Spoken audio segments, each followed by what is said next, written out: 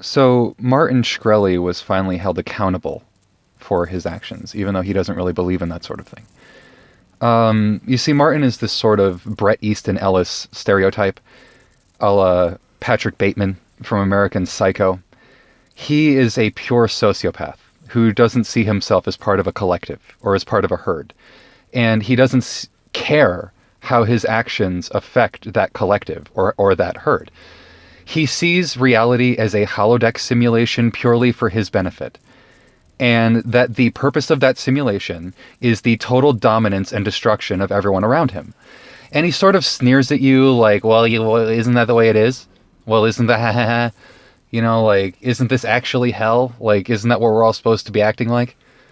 And he acts with the ego and the impunity of someone who has never suffered accountability for his actions. He acts as though, like, when he was a boy and he stood on the playground going, well, what are you gonna do about it? That no one ever actually pushed him down or challenged him.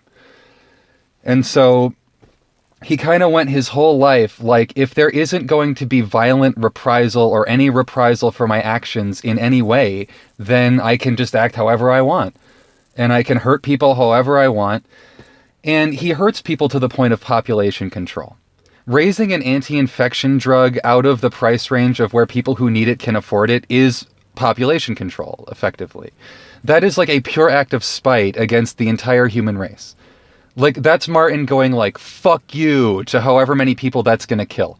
And he knows it's going to kill him, and he doesn't care. In fact, he might even take some glee out of that, because he's probably into that whole Rockefeller, Bill Gates thing. And I don't want to go down anybody calling me a conspiracy theorist. I don't know what they're up to. That's a whole different video, as they would say. I want to focus on Martin. But Martin definitely has a sort of glib, nihilistic, insensitive approach to the rest of the human race, let's say.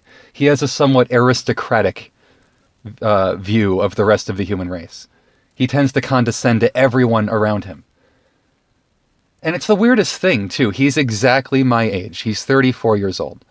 He's lost a lot more hair, obviously. And he looks a lot more like shit.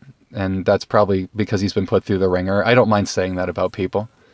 When they don't try, they don't try. I haven't, I put the pictures up later, but I'm going to put up that really unflattering high-def picture of Martin. Because I feel it really captures him. Anyway, maybe I'll do another video about this whole thing. But I think I've summed it all up in a few minutes, that Martin cannot be held accountable. I just think it's interesting to see the title of this article I'm reading saying, Martin Shkreli held accountable. Not in his head. In his head, he's trying to figure out how he can get those prison bars pulled off and he can get away with what he did. He's trying to get away with it. He's trying to scheme or weasel a way out of it, even now. He doesn't feel any accountability or guilt or remorse. Are you kidding me? He's Patrick Bateman. He sees remorse as a stumbling block to getting what he wants. He's, like I said in a previous video, he's missing that component of his brain that tells him how his actions affect the herd. He shut it down until it atrophied like the Grinch's heart. And there's a lot more Grinch-like shit about him. Fuck Martin.